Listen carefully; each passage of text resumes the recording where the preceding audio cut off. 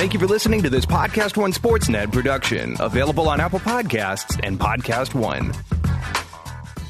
All right, gang, I'm Steve Austin. This is the Unleashed Podcast. Today I've got bodybuilder Mike O'Hearn on the show. Mike has been on over 500 fitness magazine covers and almost 200 romance novel covers. We'll get some good stories about that stuff. And a lot of you people might remember him from the American Gladiator TV show or maybe even Battle Dome. We're going to talk to him about his roots back when he got his start and what it was like to fight on TV. And Mike is also going to give us an inside look at his fitness training and nutrition plan. And so we're going to get into it with Mike O'Hearn. And after you finish listening to the podcast and find yourself wanting to get in shape and eat healthier, and Mike will do that to you, then let my buddy Diamond Dallas Page and DDP Yoga help you get started. And right now, Dallas is giving all you guys a great deal if you go to ddpyoga.com/Austin. You get the best price on DDP Yoga, and you get 3 free months of the DDP Yoga Now app. It's available for iPhones and Android, and this app has everything you need. And you can get all the DDP Yoga workouts right from your phone or tablet. And you can do live workouts from the DDP Yoga Performance Center. You can access recipes, cooking demonstrations, and nutrition guides. And you can motivate yourself by watching some of the incredible testimonial videos and stories. And you can do it all right from your phone. Listen, DDP's got a rewards program built into the app, too. You get points for the yoga that you do, and then you can redeem those points for special rewards and DDP merchandise. Dallas has given you everything you need to get on a path to healthier living, and he's making it as easy as possible. So get the DDP Yoga program at ddpyoga.com/Austin and take advantage of the 3 free months of the DDP Yoga Now app.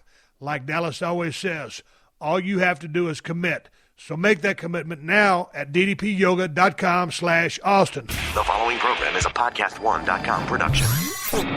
He started in a small town in Texas. Worked his ass off to become one of the most famous wrestlers of all time. We're going to take care of business tonight, and that's the bottom line. And now he's dominating the world of on-demand audio. And he's doing it for the working man. This is a damn good outlet for me to spew the bullshit off my brain. Yeah! This is the Steve Austin Show. Unleashed.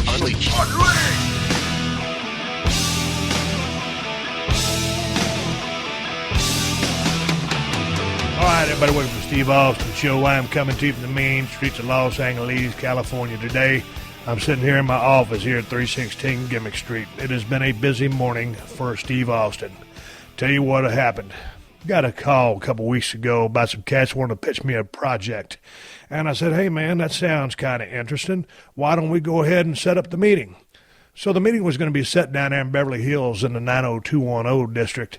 I get into my Range Rover. I didn't want to take my Ford Bronco to this meeting. I want to look like a hot shot. So I drive on down to Beverly Hills, and here's the thing.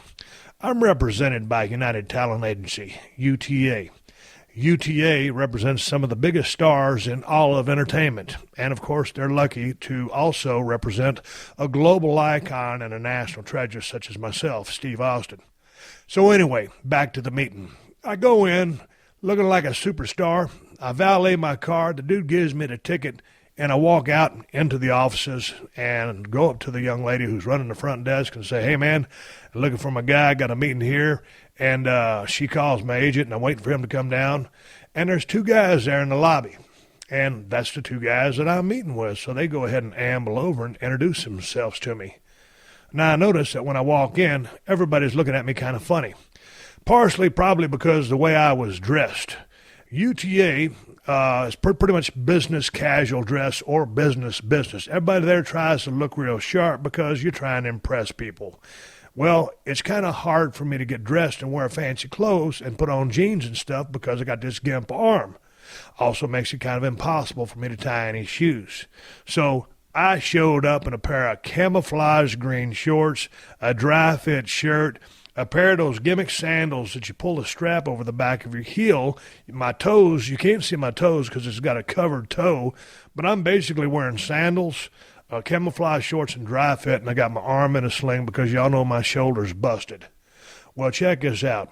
I figured everybody was kind of looking at me funny when I checked in, and probably looking at me like that because I was so out of place. Nobody dresses like I dress. It looked like a piece of white trash just rolled into UTA, but it was more than that.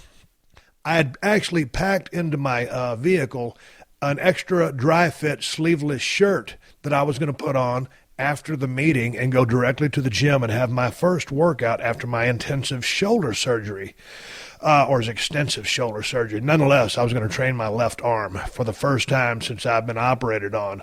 So I was going to take a black dry fit shirt and switch that in to work out in. Well, I didn't know it at the time, but when I threw the shirt in the car, it was on my center console. It had attached itself to the Velcro strap on my arm sling. So I'm walking around like, it's nobody's business. I'm just hanging out doing what I do. I'm dressed like, a damn person that's going to Wally World or something. And I got a 3-foot black shirt hanging from my arm, and I don't know it's there. So everybody's kind of looking at me like, what the fuck's this guy got on? And I don't know that I'm dragging a black shirt around. So now here comes my agent. The two dudes come introduce themselves to me that I'm going to meet with, and we start walking to a little office where we can have a private conversation.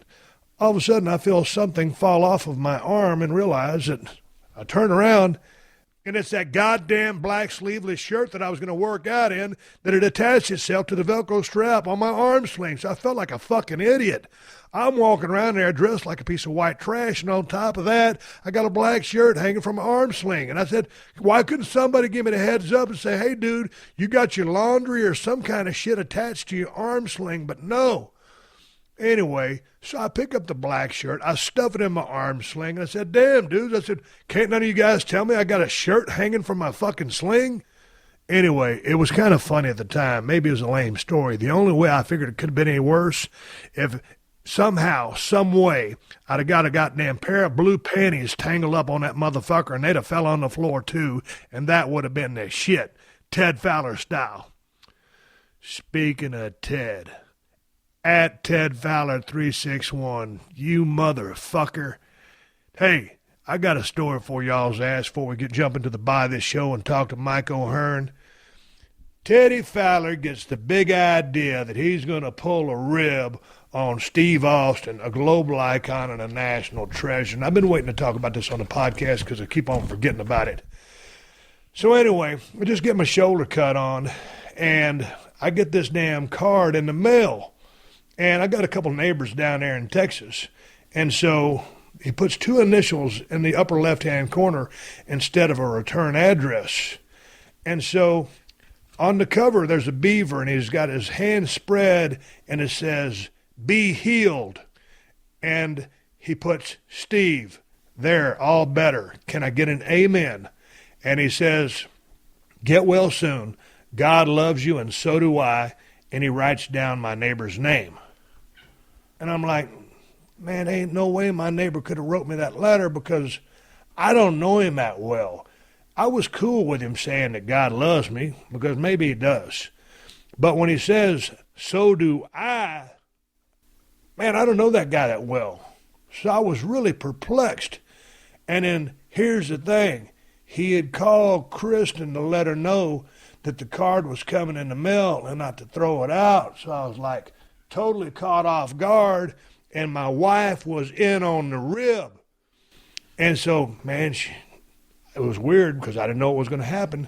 A lot of times Kristen will open up my mail, and so she opened up my mail, and she kind of looked at it, and her eyes opened up, and she took her head back, and she just kind of shakes her head. And it's that kind of look, like when your wife gives you that look, and thinking, oh, fuck, something's fucked up here, man. Something ain't right. I'm in trouble. I didn't fucking do nothing. And it was just the fact that she was playing into the fact that my neighbor says he loves me. And he wrote it down and then wrote his name. And she just said weird and handed it to me and walked off into the kitchen playing it out. She should have won an Oscar for her performance. And I'm shaking my goddamn head and wondering what the fuck's going on. So anyway, this goes on for about 6 hours. Finally, Ted Fowler calls me on the phone and smartens me up that it was him that pulled the rib on me because I was getting so damn irate and wondering what the fuck was going on. Kristen figured I was going to call my neighbor and ask him what the fuck was going on. I wasn't mad at him for saying that God loves me, and I was just kind of like, dude, that's it was just kind of weird. So Teddy called me up, and I told that, I said, you motherfucker, I said, you had me hook, line, and sinker. I said, What in the wide, wide world of sports possessed you to want to pull a rib like that on me? We never ribbed each other at all, I don't think. We joke around a lot at the Broken Skull Ranch and drink a lot, but we don't ever rib each other. So that summit came out of fucking nowhere. And Teddy, I know you listen to the podcast. Mister, somehow, some way, you're not going to know when, but I'm going to rib the hell out of you. And I think a lot of people would say, hey, don't smarten him up, Steve. That way you'll catch him by surprise. No, Teddy knows he's got a receipt coming. I think he knew it when he sent that goddamn card. But, Teddy, I'm giving you official notice on the Steve Austin podcast. Your ass ribbed me, and you got a return rib. You're going to have a receipt, as we would say in the business, coming back. Beware. I'm coming for you. Anyway, enough about the shenanigans of my business meeting and Ted Fowler ribbing me. Good rib, Ted. I give you credit on that one. You had to be there to appreciate how good that fucking rib was. But let's get into business because I got Michael Hearn on deck here. And, gang, I've been talking about the 5-4 Club on this podcast for a while now, and that's because I hate to go out and buy new clothes, and that's a shoot. And if you're like me, then the 5-4 Club is your option. Sign up for 54club.com and have your clothes delivered right to your front door. You can look good without stepping foot into the mall. Hey, you pick your sizes, you personalize your style and your color choices. You tell the folks at 5-4 Club if you're looking for work clothes, hanging around the house clothes, or hitting the town clothes. You know what I'm saying? You choose your style profile, classic, casual, forward, or mix, and then you wait for the clothes to show up. And swig a beer because 5-4 Club won't break your bank. Where else can you get all that for just $60 a month? And I'll do you one better. If you go to 54club.com and use the promo code Austin to sign up, you'll get 50% off your first package. And if you want to change up your style choices or colors, you can do that for your next delivery. And the best part, 54 Club also gives you style tips to show you how to wear everything. They've made your wardrobe idiot-proof. So go to 54club.com and use the promo code Austin at sign up and get 50% off your first package.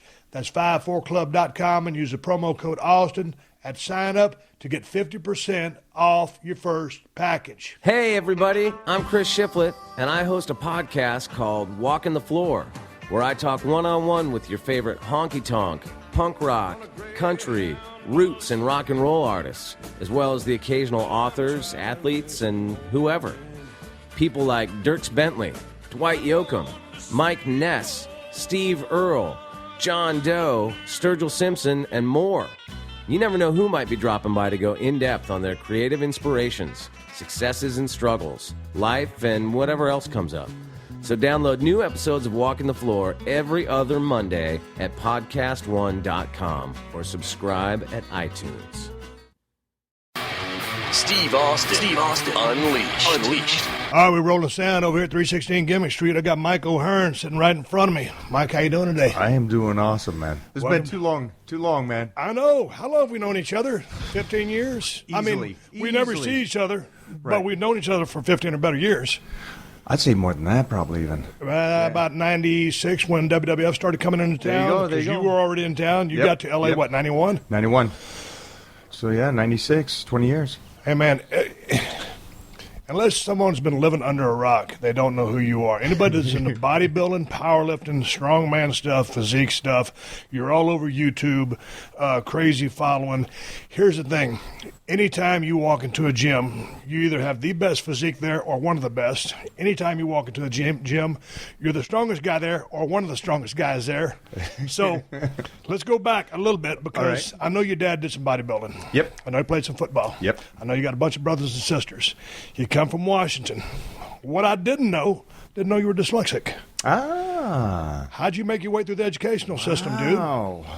I grew up at a time where, basically they make movies about, and you're probably the same way. Is you came from Texas, yeah, and you were football, right? Right. And I was football, and trust me, man, colleges mostly when we were growing up, were like, we don't care about this, that, and the other thing. You play ball, we'll get you.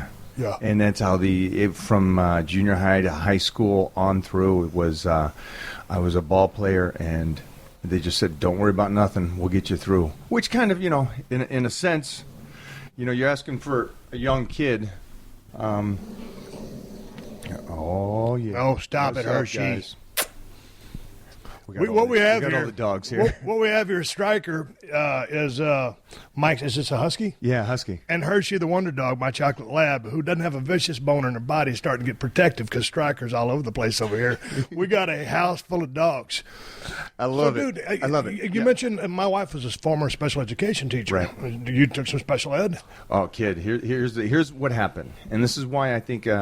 First of all, I'm glad I grew up with it. My dad was a school teacher. He was a bodybuilder and a football player when he was young, and then he became a school teacher. So he was pretty, and I understood this later on in life, he was pretty burnt out by the time he got home, and he got 9 kids.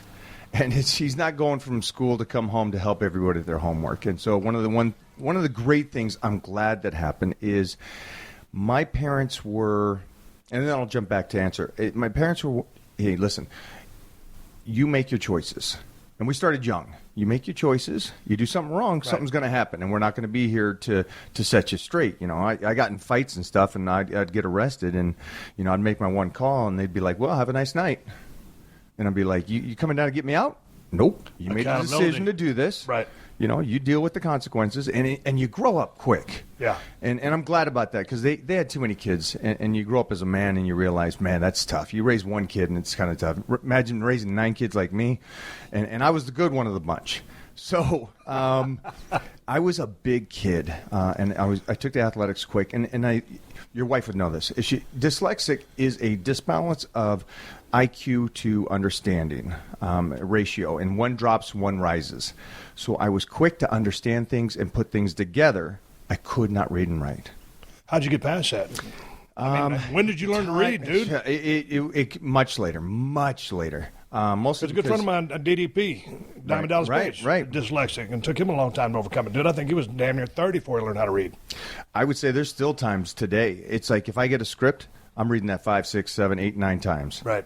Anything I get, I'll read twice as much or 3 times as much as anybody else, just so I fully understand it. Because it's something I will always struggle with. But it just makes me work harder and makes me focus more. But in school, I went from first grade to where they thought I was a savant and brilliant kid and all this because I'm figuring out everything. You're first grade, man. You're not figuring out jack. And, if I put my diapers on, there we go. So they threw me to third grade. I missed phonics. And then it was suddenly, bam, I got hit by everything. And they go, okay, well, no, he's not special. He's a little slow. So, boom, right into fourth grade, went right into special ed, and it stayed there. Really? And it went, that's when the anger came and I started fighting. I was with the kids that were basically just couldn't understand, couldn't function. Were you bullied? Mostly back then. Or was I wasn't bullied. You were angered? I wasn't bullied. They were bullied, and I became the guardian for them. Right. So I was the guy that was fighting every recess because kids are kids, and kids would pick on kids that are special or legs are messed up or this or that, or they're eating the checkered pieces and stuff. And so I'd be fighting all the kids. Dude, knowing you like I know you now, I just never figured you'd be that guy. Yeah. But you said something earlier, which, like I just mentioned, like if you walk into a gym, you're going to be one of the biggest, strongest, best-built guys there. But you were always a big kid because I think in high school, what'd you weigh when you graduated? 275. Dude, so when you're 275, when you graduate, dude, I was 205 as a senior in high school. And so, you've always been a big guy. Yeah. Because we got to say this, you've always maintained that you're a completely natural bodybuilder, powerlifter. And so we get that out of the way. Yeah. You was big from the get-go. I was, here's the thing the great thing that you and I get to do is we get to be around elite athletes our whole lives. And so we understand some people are born big, some aren't. And some are born strong, some aren't. And you and I know great freaking athletes from WWE or back in WCW, just monster men. Right. Plus, from the bodybuilding powerlifting world. Yeah. And so the one thing that I started early was 9 years old. I started competing in martial arts, powerlifting, and bodybuilding, lifting. By 13, I was already competing.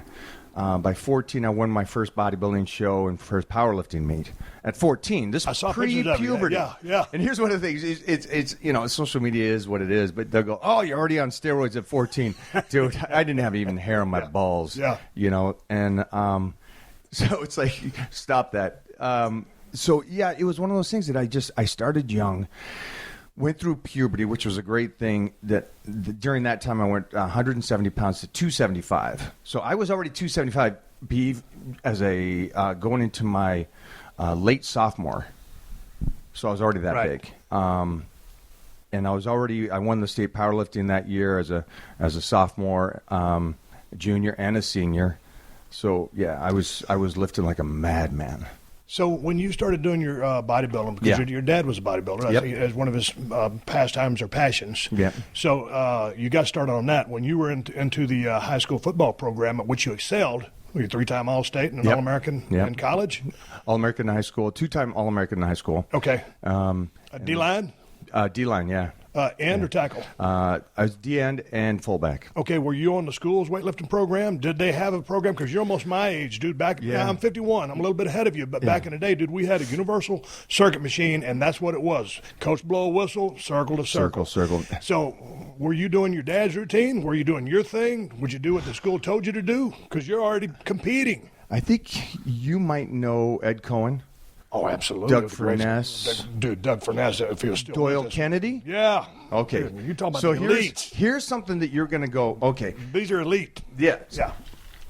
If you drop a kid into the most elite crew, Michael Jackson. Right.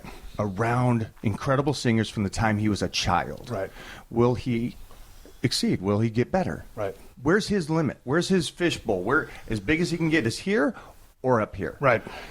I'm 9, 10, 11 years old. Already, I found a gym. I would walk there after the school and stuff, and the manager said, "You put weights away, you can train you for free." So these guys, these monster guys, who again, ignorance, 9, 10, 11, 12 years old, thinking this is basically anybody's dad. Right. These 6 guys. And so I assumed that a 900 deadlift that Doyle Kennedy was doing was anybody's dad. Right. Doug Furness, those 36-inch thighs. I thought a 900 squat was anybody's dad. Right. That was my ceiling. Yeah. And so from growing up at that age, and I call it a beautiful bliss of ignorance, with knowing that is what this is, and that I can go, wow, you know what? I can be as good as these guys or as strong as these guys, but I want to look better. Right. At that age. And that never changed for me. But that being said, I mean, with a high ceiling, or what is the guys that you just named, some of the greatest of all time as far as powerlifting. Yeah, I don't know if the listeners know this, but the guys I'm talking about is Doug Furness was like the first 100, 900. And they'll know him from deadlift. professional wrestling. Awesome drop kick. He got out of powerlifting. Had he stayed in powerlifting, he probably would have shattered every record that there ever was at 242 or 275, whatever he wanted to be.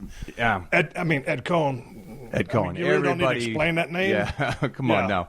But all those guys were the guys I grew up with and trained around, and they mentored me. But you've got a high ceiling there, and that's your norm. Where in most gyms, I mean, you're looking at 400s to 500s. Think about Bowleys or 24-hour fitness. Yeah. Okay, there's a great. We'll do it with all due respect. Due respect. I'm not going to say this, but you go into those gyms and you see a guy do 315 squat. It's like, and wow. That's the ceiling. Wow, that's the strongest guy in the gym. Yeah. And I'm thinking, what are you talking about? But along with that, you had the genetics to back it up. Now, here's one of the things I want to touch upon, because people ask me all the time, "Hey, Steve, what do you do to stay in shape?" Dude, right now you're sitting right in front of me. I'm in the worst shape I've ever been in my life. 3 weeks out of rotator cuff. Just came out with a beer. I've been drinking too much of it. But people ask me all the time about getting in shape. Right. And one of the things that you've been able to maintain is your physique. Every time I've ever seen you, you're extremely consistent. Now, you've been higher, you've been lower in weight, depending on whatever you want to do, whether you're trying to bulk up or, like right now, you're running about 250. Yeah, about 250. But with all, what I want to stress to my listeners is, I do this show for the working man and working woman. You work your ass off to look like you look and to lift what you lift. Along with that, you happen to be blessed with great genetics, correct? I agree. I agree. 100%. But those great genetics are fine. But if you didn't have to work ethic, then it wouldn't really mean shit. Yeah, the genetics never drove me to the gym, never made me stay on the diet. I think Chris Bell said it best. And it's one of those things that if the fans or the social media people listen to the elite, and this is nice, and this is only really, I've only noticed it in the last 5 years, is the fun stuff about like somebody like Ed Cohen, messaging me going, dude, I love it. You motivate me. What? You're Ed Cohen. Nobody motivates you. You motivate the world. But then he messages me saying that, and it's because 100%. The one thing that I'll say that there's guys with better genetics, or there's guys who are bigger and stronger.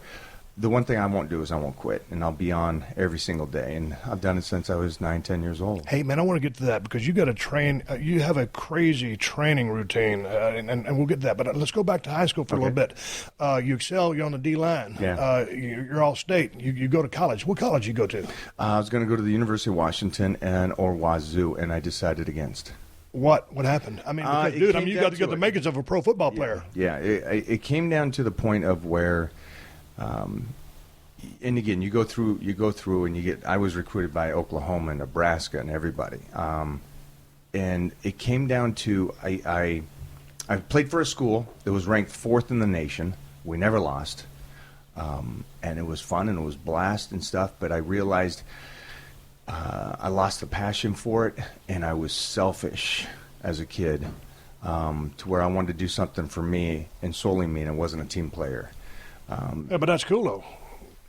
And it was one of those things. That's what floated your boat. That's what floated my boat. And the one thing, and also the one thing is they won't understand is that the money back then, remember the money? It wasn't nothing. It was nothing. Right. It was not money. It wasn't one of those things where you go, it's not a yes-no question. Yeah. It was like, it was like Bosworth later on was like one of the first guys that got paid some kind of coin. Right. But everybody else wasn't making that kind of money. So it wasn't that kind of up and down like it is today where you're making $100 million. And at that point, one of the coolest things was I was already starting to get into the magazines at 17 years old. And I'm walking on stage at 17 at 216 pounds ripped at Teenage Nationals. That's and awesome. I said, and then Joe Weider saw me shortly after that and started throwing me on covers. And I said, now, this is fun. Yeah. So it was a walkway, and it was also the learning ability. And when I'm not going to say what school said this, but the school says, do not worry about the academics. You're playing ball. We're going to get you through. Right. And I realized at that point, it's like, yeah, this is not where I want to go. Well, tell me about you've been on over 500 magazine covers. Yeah. You've been on close to 200 romance novel covers. Yeah. So how was the discovery process? All of a sudden you start doing this? Because, like, right now, what would you say you do for a living? I mean, I know you train people, but, I mean, would you still consider yourself, I mean, like a fitness model? I mean, that, I don't know what a fitness model is. Well, I mean, like, what would you say your job is? I mean, because you bodybuild, do you still compete? No, I stopped competing almost. But you live the lifestyle. Yeah, I live the lifestyle. But so, what would you say? You entrepreneur? I'd say more like an Anthony Robbins. I'm traveling, doing lectures and motivational speaking. Right. But you guest pose a lot. I guest pose a lot Arnold's. and do seminars a lot. We're almost every weekend, and I think which helps too, because I think I realized after I won the Universe and the powerlifting meets and the martial arts stuff, I wanted something more than a title, and guest posing every weekend is such a good focus for me to stay in shape, and keep kind of breaking the barrier of what people think you can and can't do. Let's go back to you being discovered. Weider discovered you? Joe Weider, Dude, the man. That's so cool. How was that? Because obviously you're a bodybuilding fan from way back. Yeah. And I also knew this. I also knew that Arnold was discovered that way. And so it was one of those things that you hear about, somebody getting discovered in Hollywood on an elevator. Oh, my God, you got the look. And then, boom, next thing you know, they're in the movies. And it was just that. It was a client of mine that I was training flew me to the Olympia. And I was walking through the auditorium, and Joe Weider goes, hold on, who are you? And I said, I'm Michael Good-looking Hurd. kid, good physique, and you catch Joe's eye. I caught Joe's eye, and Joe says, all right, in a couple weeks, I'm going to give you a call. Okay, cool. I go back to Seattle, and then I get a phone call, and it's Joe Weider, and Joe Weider goes, okay, you know what we're going to do? I'm going to fly you to Cabo San Lucas, and we're going to do a photo shoot. And I'm like, great. Kid from Washington. I'm like, all right, whatever. So I get flown down to Cabo San Lucas, and it's me with 7 girls for a week on the beach. That's a doing tough-ass job, Mike, but you got to do what you got to do. So I'm shooting with these beautiful women and doing this shoot, and I'm getting paid ridiculous and all this. And then I'm like, wow, that's kind of fun week. But then a month or so went by, and then a cover of Muscle and Fitness comes out. And it's not my body. It's not my arm show. It's nothing like that. It's a headshot. My first cover was a headshot of me on Muscle and Fitness. It wasn't abs. It wasn't anything else. It was my head, my face on the cover of Muscle and Fitness, and a story inside, and boom. I was like, wow, this is kind of cool. And everybody starts, it's a cover back then. It was so cool for everybody to see. For me, I was like, oh, this is great, man. This is something. Dude, what kind of heat did that generate within the bodybuilding community? Don't know. Wasn't here yet. Wasn't even here yet. Okay. Wasn't even in California. I was still in Washington. Right.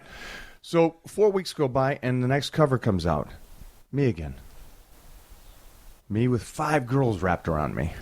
And I'm like, okay, this is ridiculous. And then I get a call from Joe, and he goes, oh, these covers are just going great and all this and that.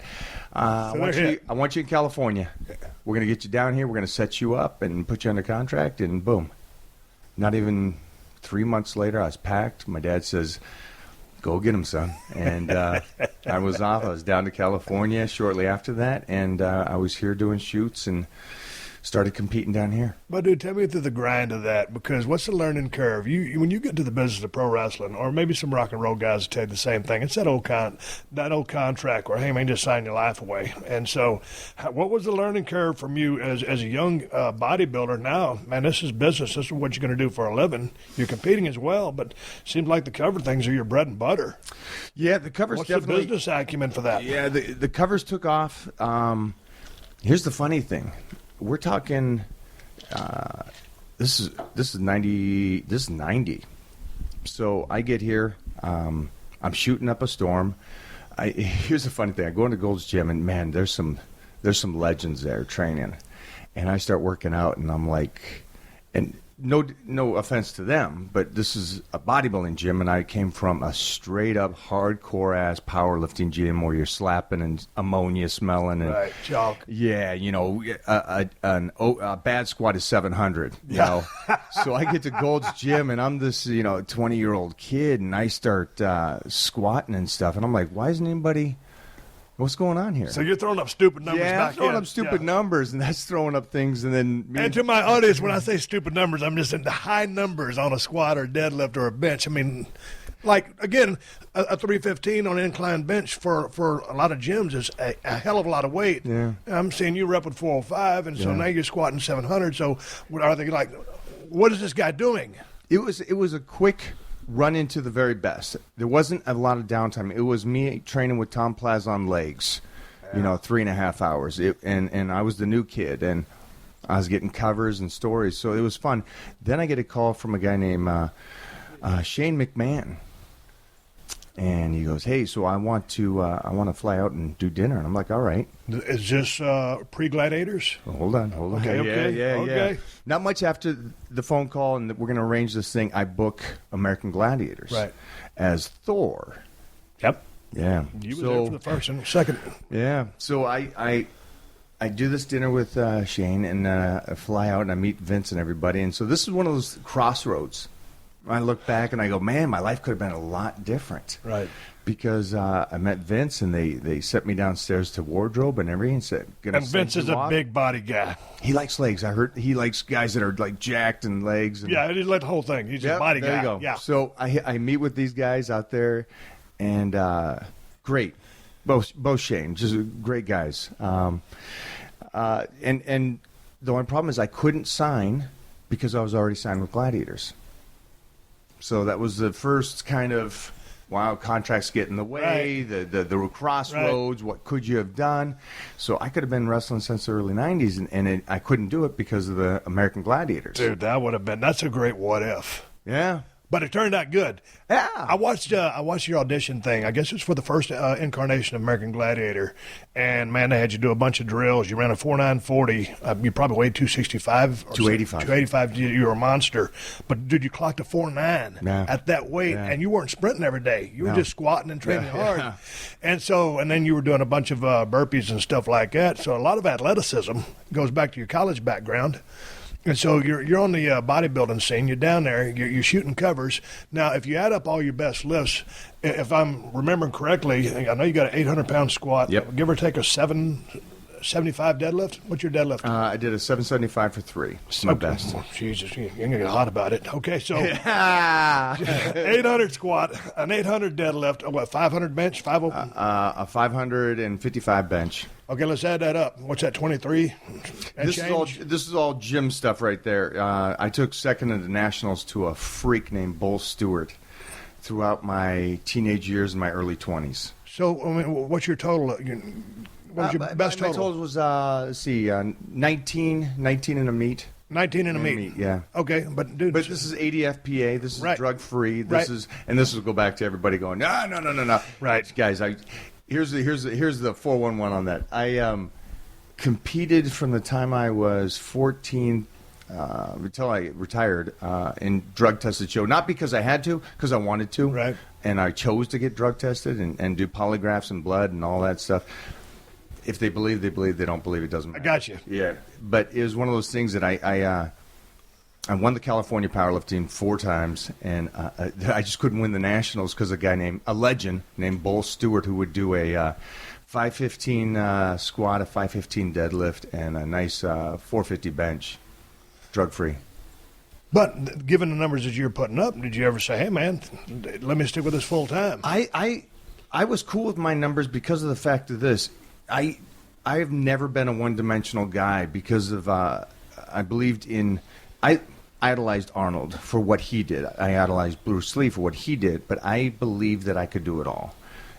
So I competed in martial arts part of the year. I competed in bodybuilding part of the year. I didn't focus on powerlifting all year long. Right. And you know me. I've never done it all year in the sense of just one thing. Right. And you said, well, what do you really do? I like doing it all.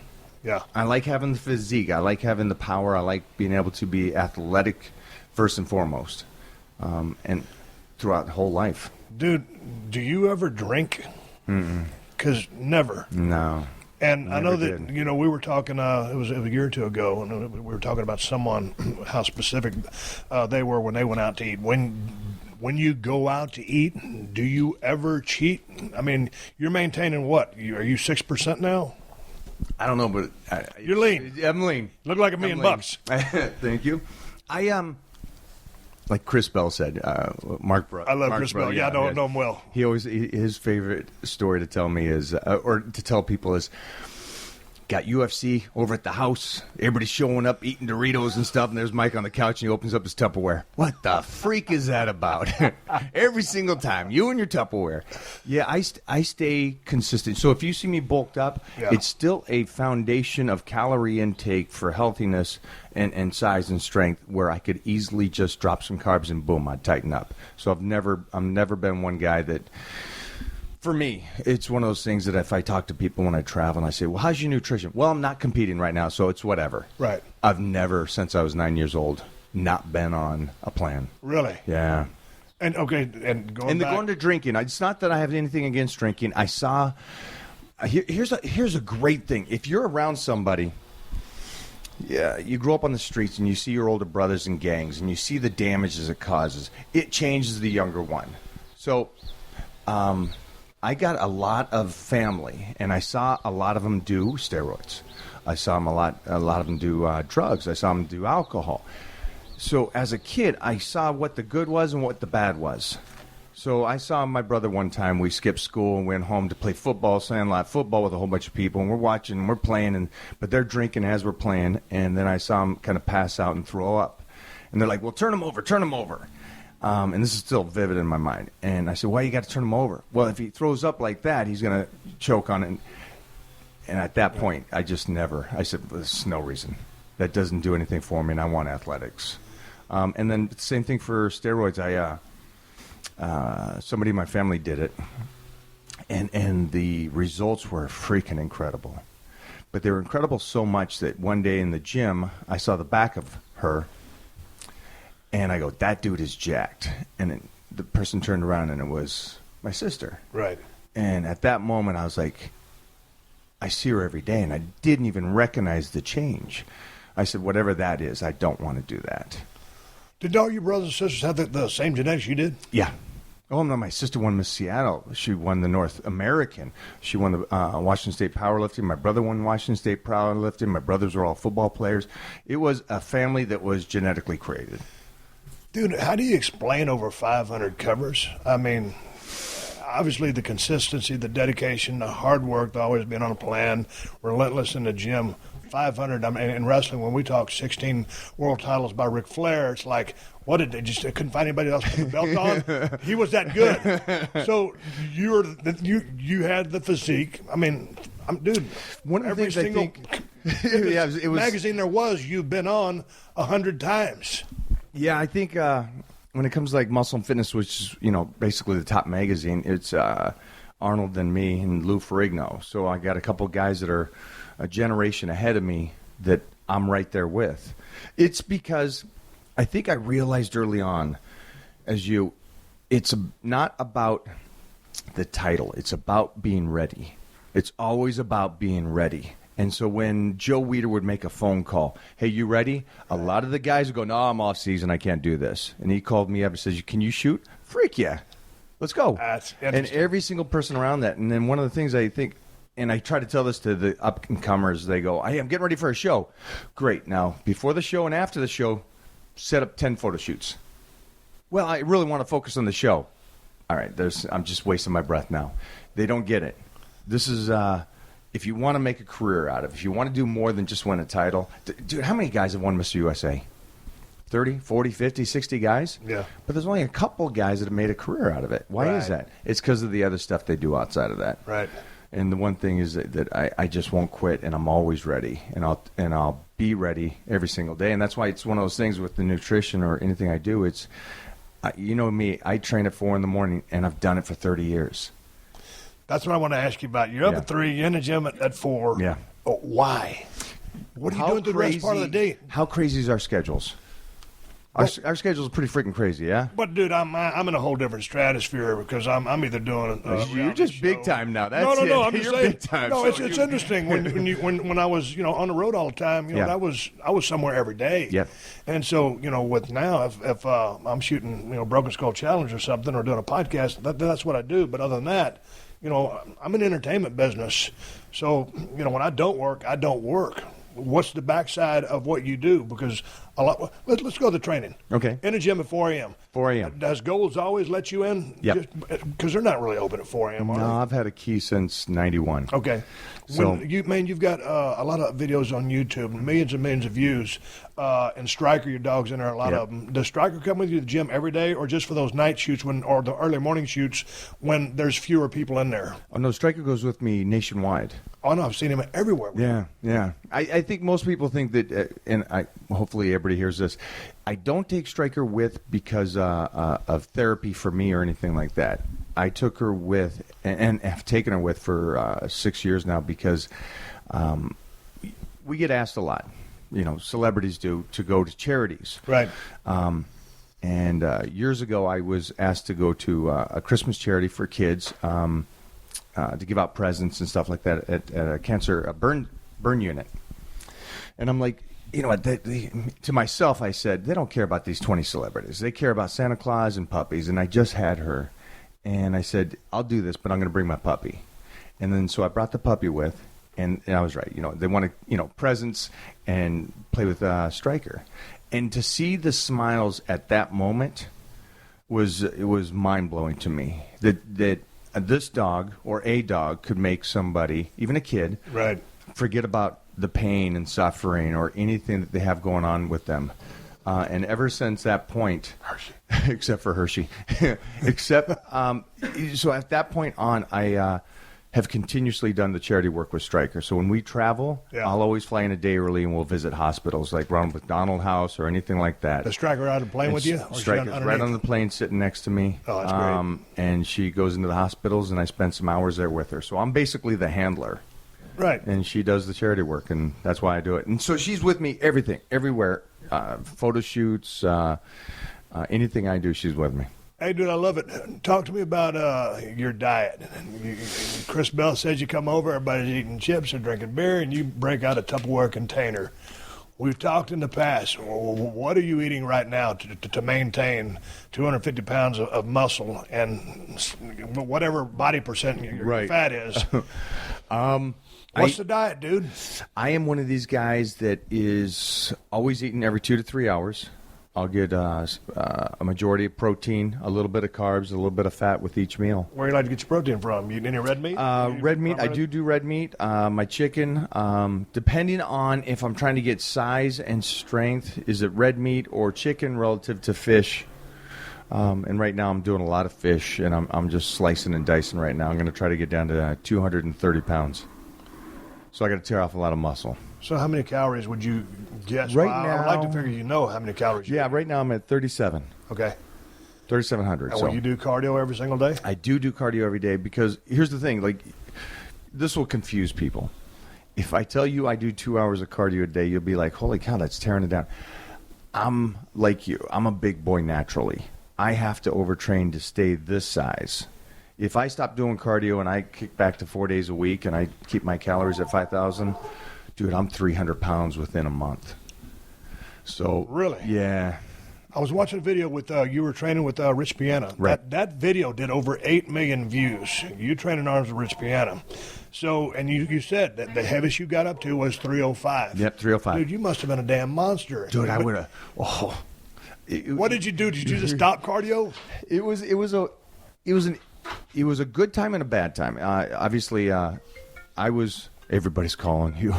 I owe everybody a beer. That's my standard thing. There's a guy delivering some beer to my front door. My computer's ringing. All right, what happened? So, 305, monster. I was finishing up Battle Dome, and I was about 285. Feeling strong because I'd always start the show ripped to the bone, and then I'd put on some size throughout the show just so I can stay healthy because you're banging every single day, man. You're going against 6 guys a day, and so that kind of wears and tears on you. So I'd always put a little size on throughout the season. But after the season was over, I just jumped on a whole bunch of fruit and started doing more protein shakes and wanted to see what I can get up to and see how strong I can get. And that's when I did I was 305. I did 775 for 3 on deadlift, beltless. And I swear to God, I thought that pisses me off. I swear to God, I would have wrestled a bear if you brought a bear in. It's pretty humbling to watch you do that stuff that you're doing without a belt. Yeah, I did equipment. Early on in my career, when I first powerlifted, I did tons of remember the super suits would take 2 guys to get that shit on you, and the belt and the knee wraps that would cut your circulation off. If it could be tighter than tight, I'd wear it. But then I did Gladiators, and I realized, I say, why am I training with equipment if it's not going to help me here? Right. Or I was competing in martial arts, so if it's not going to help me there, there's no difference between a 600 squat and an 800 squat. If you get into the 800 with equipment, and you take all the equipment off and you're only doing a 600, right, I would rather be the guy doing 600. I'm with you. So it's one of those things that people ask me, why don't you do equipment? It's 100% blunt force trauma. I want that back to be strong. I don't want to put on a brace. If I put on a brace and that's what's helping me get it, I'll just drop the weight and do something a little less. Hey, you brought up American Gladiators. Let's take a break right now for the sponsors to keep the show on the air for free. I'm coming right back with Mike O'Hearn, one badass dude. All right, I'm sure you guys know what I did before sitting down with Mike O'Hearn for this podcast. Yeah, that's right. I took some Alpha Brain. I had a few swigs of coffee. Why? Because Alpha Brain keeps me on my A game. It keeps me sharp, focused, and able to conduct a badass interview. And if you want to be on top of your game, then get yourself some Alpha Brain at onnit.com/Steve. And if you do, you will save 10% off your order. And you can get 10% off anything you order at onnit.com/Steve, including ShroomTech Sport and T+. Well, what does ShroomTech Sport do? I'll tell you what it does. It takes your workouts to a whole nother level. It gives you a boost. It helps you go longer and recover faster. It's made with natural ingredients. It ain't going to load you up with a bunch of artificial stimulants. No, that's not what it is. T Plus increases strength and power. It will improve your athletic performance and is safe to use if you're competing. So go take advantage of this 10% discount off your order. Just go to Onnit.com/Steve. And another great thing about Onnit and all their products is they stand behind them. If they don't work the way they're supposed to, you can get all your money back, no questions asked. Yes, that's a money-back guarantee. So go to Onnit.com/Steve to get your 10% discount off all supplements. That's ONNIT.com/Steve to get 10% off your order. Hey, man, we've all had them times when you need to make a little extra money. And I've got a really easy way you can do it. You can drive with Uber. Now, I know you guys know all about Uber, and I know most of you have the Uber app on your smartphones already. But did you know that Uber and the Uber app can help you make extra money driving your own car? And the best thing about driving with Uber is that it's totally flexible. You make your own schedule. You decide when you want to drive and for how long. Whenever you want to make some extra dough, just turn on the app and drive. Hey, drive for a few hours here, a few hours there. Drive for a ride or two. It all adds up to great extra money fast. And it's really easy to get started because all you got to do is go to drivewithuber.com to sign up for free. You can do it right now from your phone. Drivewithuber.com. You just answer a few questions about yourself and your car, and then you get approved. Once you're approved, you start driving. I told you it was easy. Start enjoying the flexibility of working when you want and earning extra money on your schedule. Sign up to Drive with Uber today. Go to drivewithuber.com. That's drivewithuber.com. One last time, I'm going to spell it out for you. drivewithuber.com. All right, dude, you said American Gladiators, one of my favorite shows back in the day. There we go. You auditioned. I think in one of your stories, I think maybe 15,000 people showed up for the audition. It was crazy. It was crazy. Yeah, it was crazy. So you got picked. So, we fought all day. There was a couple. I mean, I think with the new Gladiators, it was much easier because I appreciate the original Gladiators. And when I got the new Gladiators, they said, "Hey, we're going to bring you on." And I said, "No. I don't like that treatment. I want to fight just like everybody else fights." And that's the audition tape that you saw running the 440 right. And doing the 35 pull-ups in 30 seconds and all that stuff. I wanted to go out there and prove that I could do it. Not just when I was 22 years old, 21 years old. I wanted to prove it when I was this age. But the original one, when I went out and got Gladiators, man, that was badass because it was like 15. It was more than that, and we done at the Coliseum, and we fought all day for 2 days. And it started out with so freaking packed with athletes. That's almost back in the Stone Ages too, because you almost go back like some old school pro wrestling days. Oh yeah, I know it's like what was that 96? This one was 94, 93. Okay, but in that ballpark back then it was pretty modern. But as you look back, I mean, a lot more things fly back then than would today. Yeah. And let me go ahead and mention, because every time I do a podcast and I have someone over here on Wednesday, my neighbor's getting his goddamn yard going, so I got to complain about the blower one more time. And Mike, that's the reason this award-winning podcast never wins an award. Back to American Gladiators. Dude, what did they tell you guys on the show? All of a sudden, y'all got your spots. Did the producer say, okay, so-and-so, Joe Blow's coming on, smoke his ass? Would they just tell you guys to uncork on him? Did y'all try to give him a little bit of a chance or just throttle down? I could tell you 3 different levels. Because I did Gladiators, and I did a TV show, Battle Dome, who had Terry Crews on there, and then I did Gladiators again. And man, do you learn. Holy cow, do you learn. The original Gladiators was probably, I got to say this, was the best of the 3. Because of the fact that producers back then didn't turn it into a reality show. They actually got great freaking athletes to go against us. And the guys that were Gladiators with me were great athletes. They were just all the guys, Nitro, Dan Clark, and all these guys, great athletes. And so for me, it was awesome to see these guys do it, and they could also work a mic. Because that's the one thing I couldn't do at that time. Really? Yeah, I couldn't work a mic right off the bat. When'd you get your promo skills, dude? You know I always thought you had the gift of gab.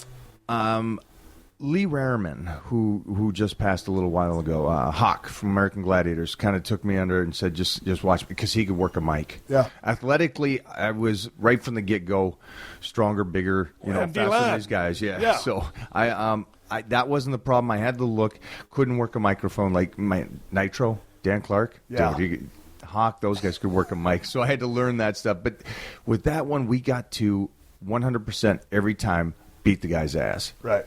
Or we get our asses beat. Right. And get embarrassed. Right. And so from the original Gladiators, I learned so much. Because when I got to Battle Dome, I was so much calmer. And I was, it's what I liked is this, it was like I know what I look like. And so I know that every guy that comes out there, if they're going to want to fight somebody, they're going to want to fight me. I'll take that guy on. He can't be tough. They're not going to choose Terry Crews, man, because he looks like a badass. He's going to knock your head off. And I'm like, he's the nicest guy in the world. But he's the meanest looking guy in the world. He's a sweetheart. So I learned a lot through those two shows. Battle Dome was, again, that was even more violent. We were snapping guys' legs and shoulders and arms, and it was funny. It wasn't funny. Sorry about that. I don't mean this funny, but it was just, I saw what was going on. As soon as we snapped the one guy's leg, the producers come back and they go, all right, that's our first show. That's what we're going to run with. And I'm like, okay, I see what kind of show this is going to be. This is going to be badass knocking heads. Carnage, yeah. And then when I got to the new Gladiators, I got to enjoy it. I got to live in the moment. I don't know about you, but like, you're going from show to show, traveling the world, with you. And for me, every time you go out and to fight somebody on Gladiators, it's like you cannot lose. This is TV, baby. This is you and him on TV by yourselves, up on the joust. And early on when I was younger, I couldn't live in the moment. And I would be like too worried about winning. And when I went back to the new Gladiators, I was so relaxed and so calm.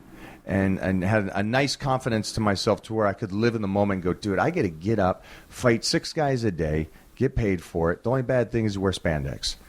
So it was so badass and fun, and I really enjoyed that. When you say in the moment or relaxed, sometimes, and I think it's kind of like a parallel being in the ring, when you're thinking so much about everything that you're doing. Yeah.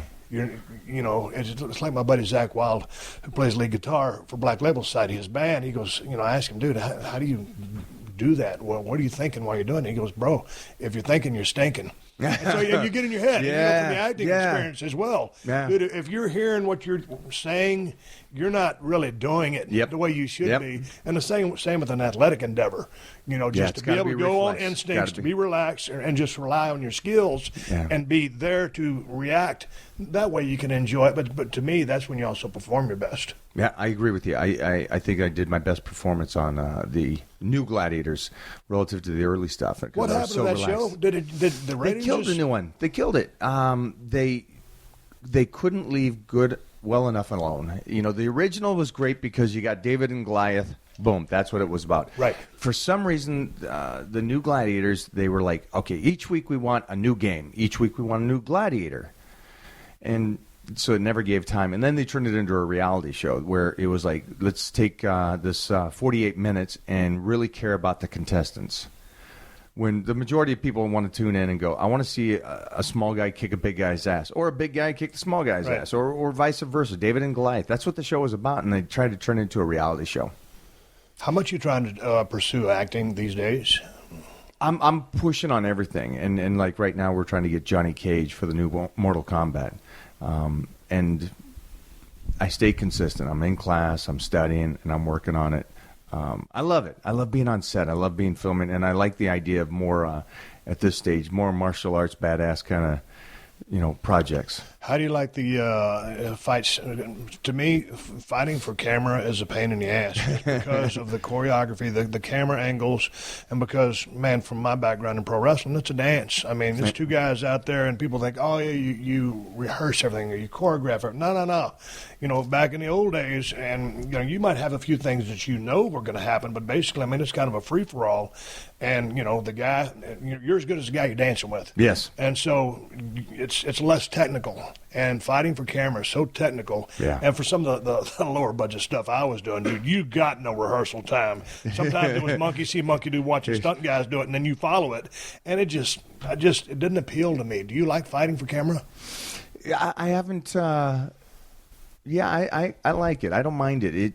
It's a lot of my background besides the grappling was I originally started with Taekwondo and stuff like that, and so I like the high kicks and round stuff and putting that on screen. Well, that background makes everything a lot easier. Yeah. It does. Yeah. And because, dude, from my pro wrestling experience, I had a big right hand, and that was it. You know, I didn't have any feet work because I never needed footwork because, you know, I was wrestling. I was stand-up brawling. Right. Dude, if you got bad footwork on camera, I mean, you can look bad real fast. I would tell the guys, hey, man, shoot me high. Shoot me close, waist up, you know, because I got no footwork. So, yeah, if you have that skill set, it does help. It does suck to do the same thing. That didn't play. That didn't play. Right. Let's go again. That's annoying. Right. So, because with wrestling, man, you get your one shot, and you got to run that whole scene, and you never know what happens. You guys, that's impressive. It is what it is. It was fun. Dude, you go all over the world training with some of the biggest, strongest, baddest dudes out there. I love watching some of your stuff when you're training with the White Rhino, Stan Efferding. Yeah, you know what? That's still to my day. I know that, like you said, Rich Piana's video got 8 million views and stuff, and that's great. And Rich is a great guy. I love Rich. Yeah. He's the person I know is a very soft-spoken, nice guy. And then I just did a video with C.T. Fletcher that's almost at 1 million within a week. But Stan Efferding and my video, after I guest posed and was depleted and dried out and everything, he came up on stage and he says, let's squat tomorrow morning, which was Sunday morning. I said, let's do this. Oh, and we showed up. Because here's your thing: when you go into a gym, you approach it as warfare. Yeah, you're pushing. Yeah. You're like me. It's outside of the gym, I'll open the door for anybody and everybody and be as kind as anything. But in the gym, you got to let me be barbaric. You got to let me go head to head and butt heads. And the great thing with Stan Efferding is that, you know, he's a proven lifter, mostly later in his years, that he's just crazy totals. And then we squatted off at 500 pounds, and it was just the energy and the whatever you do, I'm going to beat it. I don't care what happens. I will beat it. Right. Was the attitude. And that still tingles. So I love that shit. C.T. Fletcher, you got almost 1 million views on that one. I went down to the LBC, to the Iron Addicts gym. You were there, right? Yeah. That guy's hilarious. He's very motivational. It was interesting because you went down there and y'all traded arms. He didn't want to bench with you, didn't want to squat with you, didn't want to deadlift with you, but he can hang on arms. But y'all trained his style. It was quick movements. He calls it prison style training. Yep. So what did you think about that? Did you have a good workout with him? Oh, hell yeah. I don't think people know this, but he and I powerlifted at the same meets together and stuff. Yeah. And I don't know visually, but I'm old school, baby. You know, and something that was awesome is you go through life. I don't know how personality I was when I was 20, but the cool thing was he admitted when we just shot, he goes, man, fuck Mike O'Hearn. I don't like this guy. Why is everybody talking about this guy? You know, because he was a big super heavyweight. Right. Back, and I'm talking early 90s. And so just so you guys understand when it's listening, we're talking about C.T. Fletcher and me back in the early 90s when we power lifted. I was a 242er. He was a super heavyweight. And he goes, I don't care about this kid. I don't give a shit and stuff. And then I showed up, and I won best lifter that day and won the title, and he won his class. But after that, he was like, it was respect. And it was cool that I got the respect within a fight in the powerlifting meet relative to. But that's when, hey man, the numbers do the talk, and green lights on the lift. You know, you weren't walking a wall. I mean, you proved yourself. Yeah. And dude, here's the thing: a lot of people, you have your naysayers out there. There's no way it can be clean. We've already talked about all that. And sometimes, like I remember back in the day, I'd see you in the magazines. I think, man, dude looks good, but it can't be all that in person. Then all of a sudden, every time I saw you, you're 6'3", 250, 260, whatever. When you roll up on a cat, you're a lot bigger in person. You look great in the magazines, but dude, But I look small in magazine. when you get yourself here in person, like, man, I think I might be able to hang with Mike. All of a sudden, you roll up, I'm like, nah, that's a big son of a bitch. Fashion question: why in the hell are you wearing those baseball shirts every video you do? And you catch some flack about this. I am. What is with the baseball shirts? You got these 21-inch jacks, you're veined out, and you got everything covered up. Yeah, always. Help a brother out. You can see why I cover everything up. I wear camo. Jump back to CT. I had a great workout. When you challenge a guy or something goes down, you let them call the workout. And that's why I said, I'm here. It's your house. You call the workout. Got you. And I'll show you what I got. Got you. And so that was a brawl. And it was a great freaking workout. But if you can't pick it up in the video, the energy was so freaking badass. And, man, you walk in that gym and your testosterone just jumps up a couple notches just because it was so – it was such a street fun fight and battle and talking shit. And afterwards we'll go break bread and stuff. Yeah. But it was good. But jumping forward, yes, I get flack for a couple things. One is basically wearing the same thing over and over again. Dude, it's my jersey. Yeah. It's my jersey. Yeah. And I don't need to go in the gym and be fashionable and wear fashionable clothes and dress up for the others. It's my jersey, and I represent it, and I know people hate that shit, but it don't matter. I get up at 3 a.m. I put on my clothes. I got about 40 of these bad boys, and I'll put it on and go in there. The reason why I cover up is because of this. If you can understand this, working out isn't working out for me. Working out is meditation for me.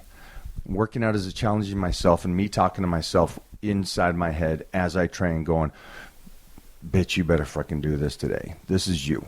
And it challenges me. What can I do better today than I did yesterday? So it's my meditation. It's me of working on me to get better. So that's why I cover up, because it's an art show, and I don't believe in showing the art piece unless it's completely done. And I don't go into a gym in a tank top. I've never worn tank tops. I don't wear shorts and stuff like that. I love to keep it covered. Although promptly after a workout, you'll strip off your shirt and start. Your favorite body part is your abs. You've always got them. So you and Piana in there, and you've got your shirt off. You've got I'll do that for the killing guns. Yeah. And so, you'll cover up, but then at the end, you're ready to uncover. I'll show a bit, mostly for videos and stuff, but it never happens when it's just a workout.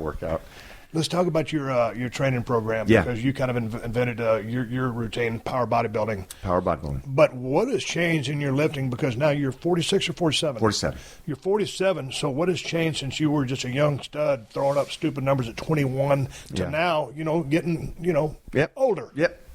What hasn't changed is me pushing as heavy as I can every single day, as best I can that day. And stop right there, just because it goes right back to the sentence you just got finished saying 30 seconds ago. Dude, every time you go in a gym, you show up to do business, and that's your passion, and that's kind of your zen zone, is you getting your thing on. And people ask me all the time about motivation, and you're hearing it from Michael Hearn, so I want to point it out. He goes in with the mission, he sticks to it, and he's probably the most consistent guy I've ever known, along with John Cena. He's fanatic too, in a good way. Yep. So please continue. I'll go into the gym every day and lift as heavy as I can for that day. You're still doing those heavy doubles, though?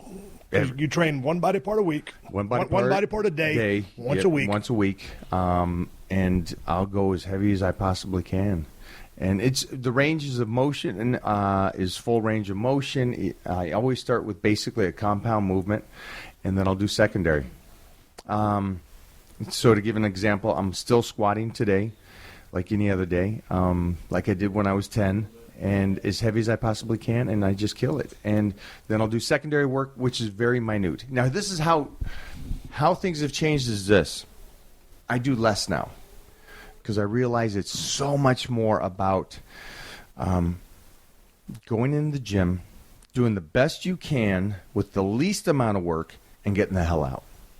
Instead of these guys that go in there going, I train legs for 4.5 hours and I'm a badass. But then in time, you got to go to 5 hours and then 6 hours.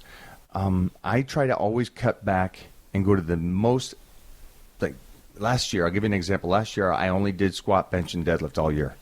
Come on. Didn't train arms, didn't train shoulders, didn't train anything. Just for a test of myself to see how much I can maintain by just doing those 3 exercises. Really? And the whole year, I guest posed. The whole year I was dieted down and I did photo shoots, and nobody even noticed the difference. So it's the point of, even with that little bit of work, I still maintained the body. Yeah, but those 3 big lifts were... They're great lifts, Yeah. again. But that's not a bodybuilder. No, you're 100% right. And on I that. guest posed That every amazes single me. weekend. Yeah. So again, it's just me understanding this, and it's one of those things is education can take you only so far, where experience takes you the rest of the way. And the experience has shown me less is more, mostly when it comes to lifting and recovering. And I get better gains now by recovering and eating right, mostly because we're older. And not skipping out on sleep or this, that, and the other thing. You've got great genetics, but have you had to cut back on the carbs as you've gotten older? No. This one of the big things about this is that I always take time during the year to get back to the foundation, and that is that gas tank needs to be filled to the brink, and you got to be able to force that body's metabolism to take in all those food again. I believe that fully. So, I mean, and so, that like means- everybody, you know this. But calorically, you'll take yourself back up to what then? 5,000-6,000. I take myself off of cardio Solid food? completely. Yeah, I'll take it. That, but I'll train the best I can to work that off and stay down. But yeah, I try to get back to a foundation where calorie intake to where I can take food away and slice back up. What are some of the, I don't want to say tricks, or, me and if I'm talking to Go for X-Pac, we're talking about trade secrets. Trade secrets, that's what we always call it. Dude, you said dry out. Yeah. So when you get ready for a shoot and you're really trying to, that look The where your trick, skin right. is crisp and your abs are popping. Right. Like, are you manipulating water? Combination of both. So I will do a depletion of carbs Okay. and get flat as a pancake. And I've actually done something throughout my career is I realize by looking more visually appealing to the mass gets me more work. So I'll flatten out even for photo shoots to where I don't look like this guy that's completely veined out and massive and these traps hanging up over the ears and stuff.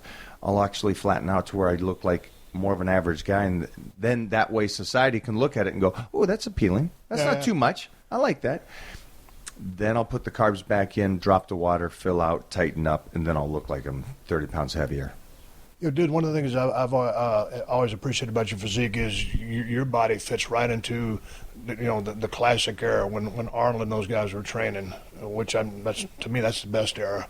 I know. I agree. Many of your friends who are competing today, I can't believe he's saying that, but I like those classic physiques. That to me, that's kind of like where your physique is. Would you agree? I think so. I mean, unless you're going to go back up to 305. No, it's one of the things is one of the main things I agree with is that when we grew up, we wanted to be comic book heroes, or at least I did. I wanted to look like them. But the one thing that they did that the guys today can't do is the comic book character still looks athletic. He still looks like he can function. Right. And the bodybuilders today don't look like they can function and stuff. And that's the one thing that I try to stay with, where I'm gonna show them something. I just did a shoot. I guess it's that aesthetic look. That's my last photo shoot. Dude, where was that at? That was up in Hollywood, just on a hill. Oh, dude, that's awesome. See, that's that whole black and white classic old Dude, that school. picture looks like it's 50 years ago. Right? Yeah. Right? And then I like that because at the same time, that guy can go into a gym and destroy the gym, but also can put clothes on and go walk a carpet and look decent. Dude, let's talk a little bit about, I think we were talking earlier before the sound was rolling, gym etiquette. Yeah. Dude, what has happened? You've been a gym rat your entire life. I never was a bodybuilder, but I trained like a bodybuilder. My job was a professional wrestler, and I just try to stay in shape. But, I remember last time I was in Gold's. It's been years since I trained there. I need to make a comeback. We got to get me in the shed, make him come back. So anyway, you guys hear that? Did you hear that? You know what? We're just going to make sure this clear that Steve Austin is going to start working with Mikey. Here we as soon as he's healed, we're going to get him dieted down and training. Check us out. You know that where the flat benches are, and there's a dumbbell rack there on that one wall. Yeah. Everybody does flat dumbbell benches there or whatever, triceps, and then there's that tricep push down machine back behind that. But anyway, so there I was a couple years ago, and there's a flat bench there, and a guy's got his towel and water on the bench, and he's training on the bench next to the bench with his towel and water on it. So I politely asked him, I said, "Hey, dude, you mind moving your towel and water so I can use this bench?" And he looked at me like I just fell out of a dog's ass. He gave me the stink eye and was offended that I actually asked him to move his water and towel so that maybe I could get a pec workout in too. And so, get these people over here, they don't rack their weights. You got to put your stuff back. Dude, if you take it off the weight rack, put it back on the weight rack. What has happened to gym etiquette, Mike? Is it gone? Now, here's something that people... Yes, I train at 4 in the morning because it is the time where there's no way nothing will ever get in my workout in the way of it, right? What can you do from 4 in the morning till 6 in the morning? Nothing. Right. There's no business you can do. There's nothing. The only thing you're missing out on is sleep. The second biggest thing is because it is frustrating to be in the gym. It's frustrating to be in the gym today, in today's day and age, because of the fact that all the guys are running with their shirts off. Everybody's bouncing around, doing hip hop, on benches and stuff. And it's like, I just want an old school with a power rack and just, nice little place that I can just sit there and do my squats and stuff. Where today it's crazy, and it is a different world. You can't. You're doing something heavy, and you're doing a deadlift, man. I swear to you, I was doing a deadlift the other day, and this is early, too, and I'm like, oh, come on. I'm doing a deadlift, and this guy walks right in front of my face, ass in my face, and I'm like, are you kidding me? Yeah, so, yeah. That's one of the things she asked my ass about is gym etiquette has died. Back in the day, you help a brother out if he needs a spot or something like that. Put your stuff up. Don't leave your stuff laying everywhere. It's probably worse for me because of the fact that I grew up with martial arts and the discipline of respect of just individuals, and I've always learned to walk behind a person. If you're going to cross paths, choose to go behind them, not in front of their face. It's just something that I believe is respectful. Even if the person isn't in the gym, I'm just talking about shopping malls or anywhere. It's just something I grew up with, and in the gym, it's just mayhem, and it's frustrating to go in there for my second workout during the day because I got to go back in there, and I just watch this, and I'm like, wow, this just so changed. So, dude, you mentioned if you're getting up at 3 and you're training at 4, what time do you go to sleep? I am in bed by 8 o'clock, asleep by 9. I'll get 6 hours. Are you kidding 9 me? to 3. 9 to 3. So, by the time you have your first drink, beer, just chilling with the missus and stuff. You're going, Mike's going to sleep right now, that wimp. So what are you doing text on me. the second workout? Send me a text at 10. Is the second workout cardio? Usually cardio or a small body part if I miss something during the morning. You train abs every day? You know what? I train abs twice. Here's the thing with abs. If you train your arms get bigger. If you train your abs, well, most people say it tightens up and your waist gets smaller. I disagree. I believe the abs grow. You're developing a muscle. So I will let them atrophy most of the year. And then a month out from big photo shoots or guest appearances, I'll overtrain them. And I'll only train them for about a month. Dude, you got a 29-inch waist, right? Yeah. 30 max? Yeah. In contest condition? In contest condition, it's 29 and a half. See, that's insane. Yeah. But it's because of the fact that it's because of the fact that I don't train them to make them mask these monstrous abs.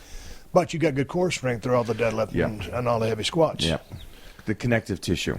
Out of all the in bodybuilding, your favorite physique of all time? Flex Wheeler. I know he's... Dude, I was going to say the same thing. Right? I'm normally going to say Arnold, but I was researching you, and all of a sudden I saw Flex in his prime, and I was like, holy smokes. Right before he had to get even more size, like the year he lost to Dorian, My belief is he should have won it. I love Dorian and who he is, but I think that the Mr. Olympia at that time mostly should have been a guy that was not just gifted, but genetically gifted to where he had no his elbow is so small. It's as small as my his wrists and stuff are as small as my girl's wrists. And to have that kind of muscle mass around it, he was a comic book character, and it was the most beautiful physique I ever saw on stage. Oh, and in the gym, and yeah. When I go back to the old Arnold footage, I think, man, that's just all-time classic physique. But again, in researching you, I was looking at Flex. I was like, man, dude, that was off the charts. Off the charts. Unbelievable. The strongest guy you ever trained with? Ooh, geez, strongest guy. You trained with every strong guy that there in the last 25 years. Yeah, I would. Ooh, wow. A group of them. Stan's got to be there. Stan definitely. Gosh, I emotionally, I could say there's guys that just emotionally are just beasts. Like Stan is a beast emotionally. There's guys that are stronger. God, I can't even think of who's. Dude, you ever go to Sacramento and hang out with Smelly at all? And I'm going to. Super training? I'm going to go up there. I'm going to go up there and train. I got some guys coming down like Chris Duffy and those guys I'm going to train with, and these guys are beasts. The fun thing for me is that I've been around. Here's one of the things that's really the big thing right now is doing collaborations with other people. And people keep asking me to do videos with this guy or that guy. I think they forget that I'm at a stage where I want to learn something. I want to get something from that person. I don't want to work out with them for the fans. I understand that they want me to do that, but for me, I need to, like, with me and CT, it was about two guys from 30 years ago that battled and doing it again now. Yeah. That for me was awesome. For me and Stan is I have so much respect for Stan and who he is as a full person outside of the business. You know, outside of the gym, he's just a good businessman, a good father, all that kind of stuff. So I don't train with everybody they ask me to do it, but like Smelly, I want to go up there and hang with Smell because I love Smell. Yeah. And I've known him since he was doing wrestling. Yeah. You know, so I've known him. And Chris Bell was one of my first powerlifting training partners back in the early 90s when he moved here. Yeah. Man. So it's one of the things. I'll go up there. I'll train with them. I'm going to be training with some incredible beasts coming up, powerlifters and stuff. But besides that, man, I'm just going to try to do something that I've never done before and try to get down to 229 pounds ripped to the bone. So what made you come to this decision? I want to see how strong I can be and how much strength I can retain, but getting down to a size that I haven't been forever, just for more classic What did you weigh shots. when you go to your website, which is michaelhearn.com? Yeah. It's a picture of you walking out on stage. Was that a guest pose or was that competition? That was guest posing. My question is, what were you weighing on the stage? 257. Dude, Yeah. that was 257? That was 257. And you want to go down to 229? 229. You were pretty damn shredded. That's not as shredded as I've seen you, but I mean... Yeah, this will be redunculous. But it's just one of those things. I want to see what I can do and how much I can change When's the last physique. time you weighed 229? 20 years ago? No, you were heavier than that. 229. Dude, you have to go back to ripped high to school. the bone. No, I think probably 22 when I won the Natural Universe. When I was 22, I won that. Well, that was 227. Yeah, it was 227. Okay, spell it out for the listeners of my audience before we wrap this thing up. Keys to staying fit, as far as just a basic lifting program. You ain't got to give them a workout. But they want to hear the secret pill or something like that. No, just how you stick to your nutrition. I guess what I'm asking you to speak one more time about the consistency, because dude, that's what you're a model of, and that's why you look so damn good from the first time I met you, from when you was a kid till now. You've been on maintaining this physique. I get people asking me all the time. So there's no magic pill. Well, we all know there's stuff that you can take, but that's not what we're preaching. You got to put in the work. So just speak about the work and the diet, and because dude, I'll say a couple things. Yeah, I'll go off the wagon. I'll drink beer for 5 days, dude. I just screwed myself because that's 5 days. I mean, there's probably 15 steps back. I just backtracked rather than move forward. I still made my own progress. So speak to that, because people ask me all the time. You're the man with the physique. I'll say this. The magic pills or whatever people are taking is great and it works, but it's short lived. That's something I never wanted to be, and since I was, teenage years till now. It's something I want to do, is be able to go throughout life like this, because the only thing we get is time, right? That's the most expensive thing there is. So I understand that it's the consistency that I do every day, and the biggest thing for that is this: if you don't have a goal or a motivational point, you're not going to maintain it. And something I try to tell everybody is that it's got to be more. And Josh Barnett, you know Josh? Love him. So there was a time where I didn't deal with my dad's passing, and my mom passed away, and then everything came up. I was trying to be the tough guy, when my dad passed. All right, I'm going to continue on. Life goes on. And then my mom passed, and I crumbled. And I crumbled to the point where, I was done. And Josh called me up, and he says, I get it. I understand. But now do this. And this is the actual moment when I realized how much more important a motivational or a drive or hope is than anything else. He said, do this now for your last name. And at that moment, on that conversation, so I owe this to Josh, I guaranteed the reason why I'm better today is because of the fact that he said that, and that triggered something in me. And I said, okay, I'm holding on to that. And having that goal and the representation of who I am for my family and for my mom and dad is what pushes me through today. So anybody listening, get the goal. Get whatever it is that drives you, that why you want to get in shape. Don't get in shape for a show. Don't get in shape because you want to, get something that's so meaningful that you wake up every morning. You don't have to wake up at 3 a.m, but something that says today I'm going to go train. Today I'm going to eat right. Whatever it is. Yeah. So consistency is key. Before anything else, consistency is key. You look like $1 million in the gym. You're one of the strongest guys in the gym. You've had, almost a 3-decade run? Yeah, 87. So next year will be 30 years in the magazines. What's your most embarrassing photo shoot or most embarrassing gym moment? God dang, man. I can't even think of it right now. Wait a minute. I know television-wise. What? They butched it and edited it and everything. So I was flying back and forth in New York doing the romance covers and stuff. And Entertainment Tonight was here. This is freaking great. Entertainment Tonight. And they start doing an interview. And they do a pre-interview, and I kill it. And I'm like, all right, I got this shit. Mm-hmm. So then they start doing the actual interview, and they running the cameras and everything, and they start talking about, okay, so, you're the romance guy. So what is it about you that got you romantic and all this stuff? Well, I got these 4 older sisters, and it just went downhill from there.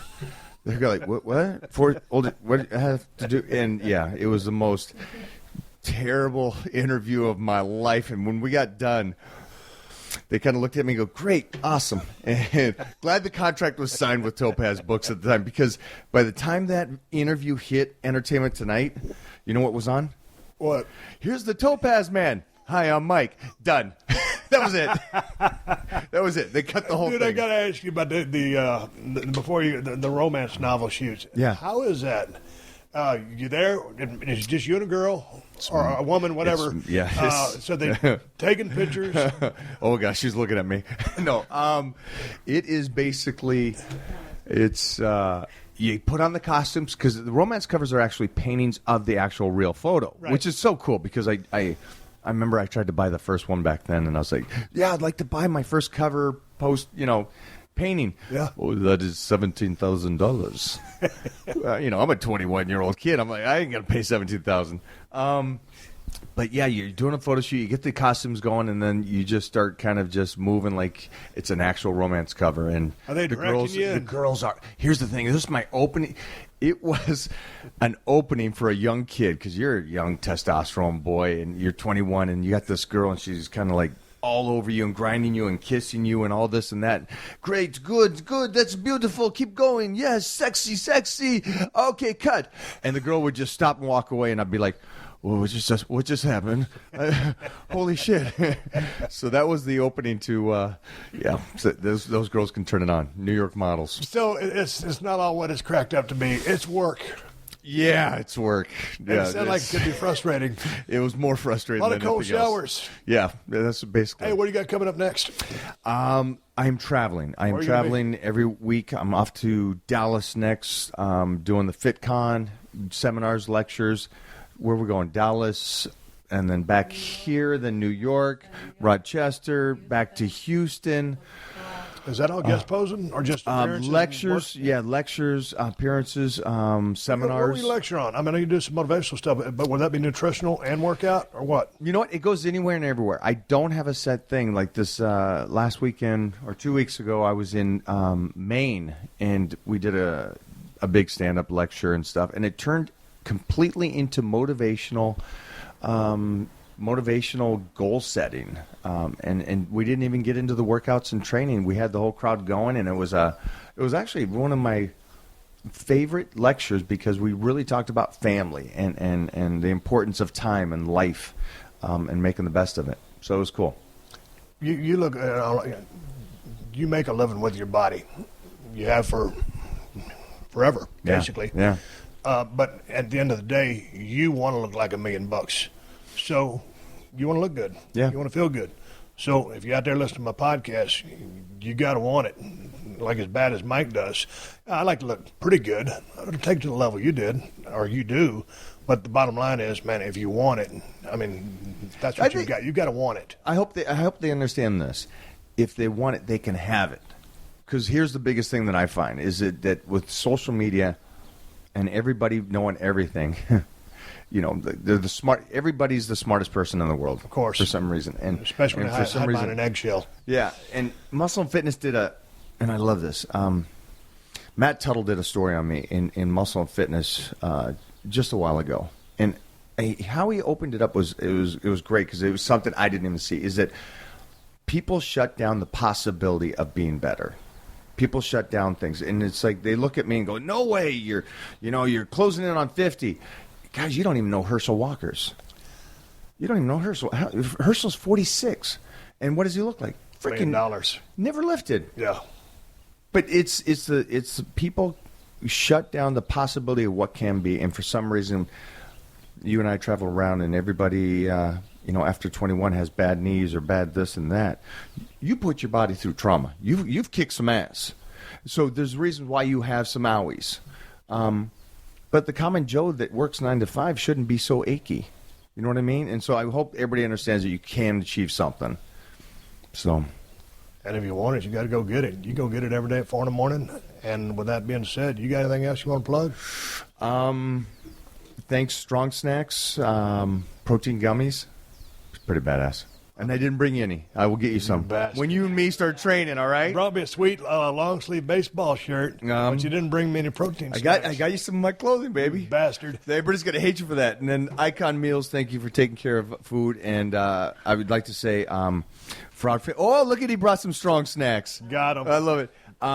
Frog Fitness is a piece of equipment I'm not a sponsor or an athlete of. I am part owner, which is a piece of equipment we're going to bring you. We were going to bring one today, but we didn't because you're recovering. Yep. We're going to bring it down in a couple months when you're ready to go, and we're going to put you on this thing so you and the wife can train at home.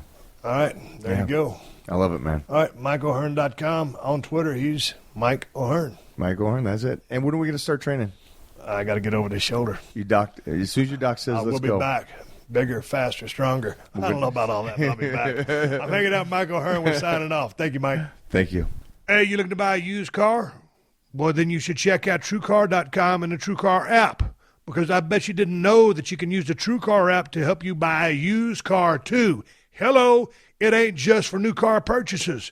There are over 500,000 pre-owned vehicles available from TrueCar certified dealers nationwide, and there are over 11,000, count them, 11,000 TrueCar certified dealers. And TrueCar lets you get upfront pricing information on new and used vehicles and lets you see what other people paid for the car you want so that you feel confident you're getting a fair price. With TrueCar, via their TrueCar pricing curve, you see what other people paid for the car and you lock in your guaranteed savings. Then you can connect with a local certified dealer of your choosing, take them your TrueCar guaranteed savings certificate, and make your car buying experience quick and easy. Hey, Over 2 million cars have been sold to TrueCar users by the TrueCar Certified Dealer Network, and TrueCar users save an average of over $3,000 off MSRP. So when you're ready to go buy a new or used car, visit TrueCar.com or download the TrueCar app to enjoy a better car buying experience. Some features not available in all states. All right, everybody, give me the go home cue. It's time to wrap up this podcast and ride off into the sunset. And I'm glad this is the close of the show because my yard guys just showed up. They're running the mower. They got the blower. Everything's going to get loud over here, but at least it's on the back end of the podcast and not on the front end. Here we go. I'm going to give you guys something to watch. I always do on this podcast. And I found a couple of badass videos, and all you got to do is go to Mike O'Hearn's website, MikeO'Hearn.com. Dude has loads and loads of videos on his website. It shows you all of his workouts. There's a chest workout there for you, and he walks you through all of the reps, gives you a couple of tips, and shows you how he does it. Now, let me give you this, my takeaway from my conversation with Mike O'Hearn, because I don't want you guys sending a bunch of hateful emails to questions@steveaustonshow.com and say, Steve, are you crazy? There's no way that guy can be clean. There's no way he can be natty or natural. Hey, man, let me say this. Mike O'Hearn has premier genetics. Mike O'Hearn works his ass off. Mike O'Hearn is absolutely religious and meticulous with his nutrition. The dude lives, eats, and sleeps the healthy lifestyle, bodybuilding, heavy weights, and the dude doesn't drink absolutely anything. So you form your opinion of whether he's natural or not. We cover that subject in the podcast interview, so don't sit there and email me a bunch of things to say there's no way the guy can be clean. You are able to form that opinion on your own, and that's the way I'm going to leave it. I enjoyed talking to Mike. He's a friend of mine. I've known him for 15, 20 better years. And every time I've seen him, he's always looked the same. So if you think he's on something, that's on you. All I know is he's one of the hardest working guys in the gym, day in, day out. And that's all I got to say about that. Hey, man, all those badass T-shirts I got you can find at BrokenSkullRanch.com. If you want to buy some beer and get it shipped to you, BrokenSkullRanch.com. If you want one of the baddest pocket knives on planet Earth, you can get the cold steel Broken Skull knife at BrokenSkullRanch.com. Everything you need, Steve Austin, is at BrokenSkullRanch.com. And if you come to L.A., hang a left out of the airport, go down to El Segundo, and get you a nice cold glass of Broken Skull IPA. This is indeed the best IPA in the United States of America. I firmly believe that, and tell them Steve Austin sent you. And one more thing, coming this May 21st, El Segundo Brewing Company is celebrating their 5-year anniversary. They've been around for 5 years. And I can't remember the name of the event, the El Segundo, whatever it is, or something that means the number 5. Cinco El Segundo. Anyway, the VIP session is from 11 to 1. I think those tickets are already sold out. But they'll be celebrating all day. They brewed a special IPA, I believe using 5 different hops, to celebrate the 5 years that they've been in business. So stop by the brewery. It's going to be a badass time. You can catch that badass IPA. We just busted open a brand new batch of Broken Skull IPA. It will be flowing along with all of their other award-winning beers, and it's going to be a good time. And I appreciate you guys supporting the sponsors of the podcast, because they're the ones that let me do this for you free twice a week. So big thanks to ddpyoga.com/Austin and the DDP Yoga Now app. Big thanks to 54clothing.com. Use the promo code Austin to sign up to get 50% off your first box. Big thanks to Onnit. Go to onnit.com/Steve to take 10% off your order. To TrueCar, to Uber, and of course Amazon, who have been supporting this podcast since day one. Folks, if you guys want to support the show, I'd appreciate it if you use my Amazon links when you buy anything off Amazon, because they kick back a couple of bucks to the podcast to help us pay our production costs. You can buy whatever you plan on buying, and you will help out the podcast in the process.